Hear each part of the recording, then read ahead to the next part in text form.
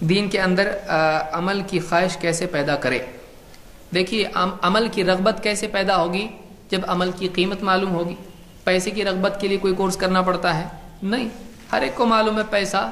آپ بتائیے کوئی ہے دنیا میں ایسا کورس کرنے والا پیسے کی اہمیت سمجھانے کے لیے کورس؟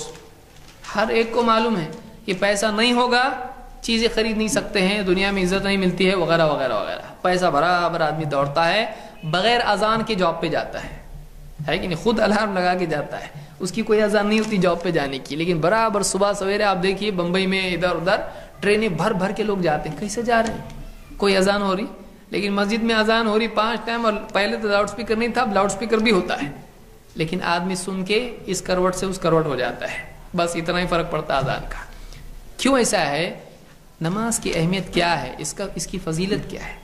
تو اعمال کے سلسلے میں اللہ کے نبی صلی اللہ علیہ وسلم نے جہاں اعمال کے احکام بتائے ہیں، وہیں اعمال کے فضائل بھی بتائے ہیں کہ اس عمل کی کیا فضیلت ہے، دنیوی اعتبار سے اس کا فائدہ کیا ہے، آخرت میں اس کا انجام کیا ہے، نیکیوں کو چھوڑنے کی برائی کیا ہے، گناہوں کو کرنے کا نقصان کیا ہے۔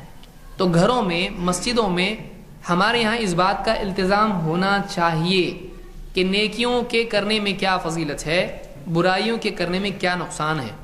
یہ جب تک کہ کثرت سے ہم نہیں پڑھیں گے، عمل کی رغبت پیدا نہیں ہوگی۔ اب دیکھیں حافظ منذری نے کتاب لکھی ہے الترغیب و ترہیب، 5 جلدوں میں وہ کتاب ہے۔ 5 جلدوں میں یہ کہاں سے آیا؟ گھر سے حدیثیں لائی ہیں؟ نہیں، اللہ کے نبی صلی اللہ علیہ وسلم کی حدیثیں ہیں۔ یعنی معلوم ہوا کہ اللہ کے رسول صلی اللہ علیہ وسلم اعمال کی فضیلت اتنی زیادہ بیان کرتے تھے، کیوں؟ تاکہ لوگوں میں عمل کا جذبہ پیدا ہو۔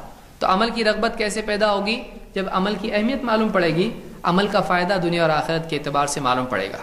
لہٰذا گھر میں اور مسجدوں میں اس طرح کا اہتمام ہونا چاہیے کہ کوئی معتبر کتاب، ایسی کتاب نہیں جس میں ضعیف اور جھوٹی حدیثیں، قصے، کہانیاں جھوٹے ہوں، بلکہ ایسی کتاب جس میں صحیح حدیثیں ہوں، معتبر روایات ہوں، اور صحیح قصے ہوں، ثابت شدہ چیزیں اس میں ہوں، قرآن کی آیات ہوں کہ اعمال کی کیا فضیلت ہے، اس کو پڑھیں، اس سے عمل کی رغبت پیدا ہوگی۔